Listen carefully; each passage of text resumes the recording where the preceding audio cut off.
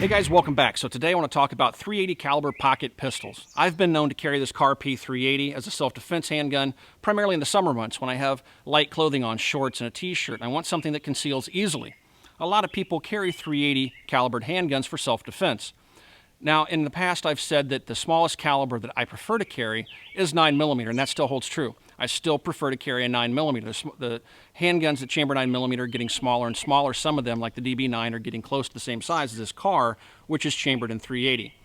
But I still occasionally will carry a .380 pistol, simply because of the convenience of it.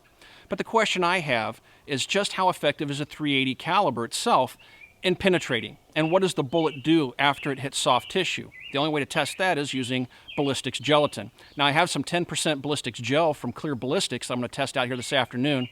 And I have two .380 offerings. These are gold dots, and it's a 90 grain jacketed hollow point. And then I have some PMC ball rounds. And the reason I'm going to shoot ball rounds is because a lot of guys will tell you that with hollow points, the .380 just doesn't have enough power to penetrate the necessary depth to be effective. So I'm going to try ball ammo, which a lot of people will recommend you actually carry. Now, unfortunately, I don't have a good selection of ball ammo. This is the best I can do right now. So some of you guys may say, well, the PMC ball's not hot enough or it's not the best bullet shape. And that very well may be true, but this is all I have to test this afternoon. I'm also going to fire this ammunition over the chronograph and try to get some velocities on these two rounds. Then we'll shoot them into the 10% ballistics gelatin. So let's get going. Let's see what happens. First, I wanted to measure the velocity of the 90 grain PMC ball ammunition. 5 rounds were fired, and they had an average velocity of 849 feet per second in the 83-degree weather. Next up was the 90 grain Spear Gold Dot hollow point ammunition. Again, 5 rounds were fired, this time with an average velocity of 983 feet per second out of the car's 2.5-inch barrel.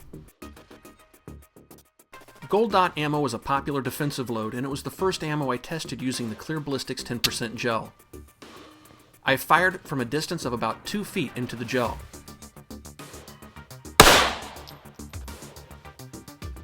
The 90 grain hollow point came to a rapid stop with a relatively small permanent wound cavity. The Gold Dot only penetrated 9.5 inches into the gelatin, which is well short of what most experts would tell you is acceptable for a defensive load. The FBI requires a minimum penetration of 12 inches, with the shot being fired from 10 feet to pass their standards test. The Gold Dot .380 comes up extremely short in penetration. Next up was the 90 grain PMC ball ammo, again fired from about 2 feet. The result actually surprised me. We had an interesting result with the PMC ball, 90 grain ball ammunition. The ball ammo traversed this entire 16-inch block and exited the back side.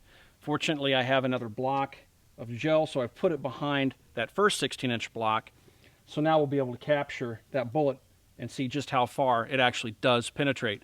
So that ball round easily penetrated the 16 inches of that block, which means it has ample penetration for a defensive cartridge. Let's try that again, this time with 32 inches of 10% gel to capture the 90 grain bullet.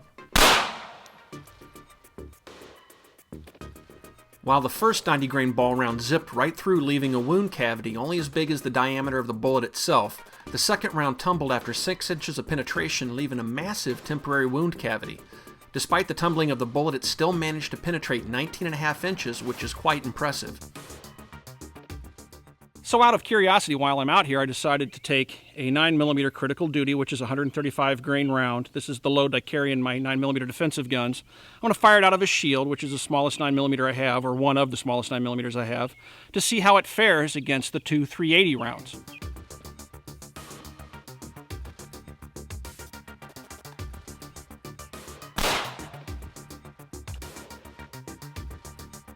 The 135 grain critical duty bullet performed as expected from the 3-inch barrel of the shield. It penetrated just a little over 17 inches after being fired from a distance of about 2 feet into the gel.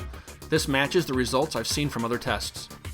Now came time to cut the bullets out of the gel to see how they expanded and how much weight they retained. The gel is tough stuff to cut through. It's much tougher than skin and has the density similar to muscle. If you've ever gutted a deer, you'll know what I'm talking about. The Benchmade Infidel made short work of the task. The 90 grain PMC ball round retained almost 100% of its original weight. The 90 grain Gold Dot also retained nearly 100% of its original weight. Last but not least, the Hornady Critical Duty also retained 100% of its weight. The .380 Gold Dot bullet expanded to .524 inches. The 9mm Critical Duty expanded to .468 inches. So what I learned this afternoon from these tests? Well, I learned that I will continue to use 9mm as my primary carry gun. However, I also confirmed that I will continue to use the .380 as I need to. I may use it as a backup to my 9mm, or I may use it when I'm going out of the house quickly to go to the store and I want something small and light I can stick in my pocket, whatever. The .380 is still an effective defensive cartridge and handgun. Now, what I also learned, and what I also confirmed, I suspected to be true, but now I know for a fact is true, is that .380 hollow points simply are a poor choice. I will never use them. I don't recommend that you use them either. The ball round obviously offers much more penetration, and the hollow points stop far short of the FBI standards for minimum penetration. The hollow points simply aren't a good defensive cartridge. So if you're going to carry a .380, I do recommend you carry a good ball round. If you guys have any questions about anything you've seen here this afternoon, you can ask those questions on our Facebook page. You can find us on Facebook at www.facebook.com/militaryarms. I also invite you to swing by and check out our new blog. It's called The Bang Switch, and I'll put a link in the description below. Thanks for watching, everybody. I'll talk to you guys soon.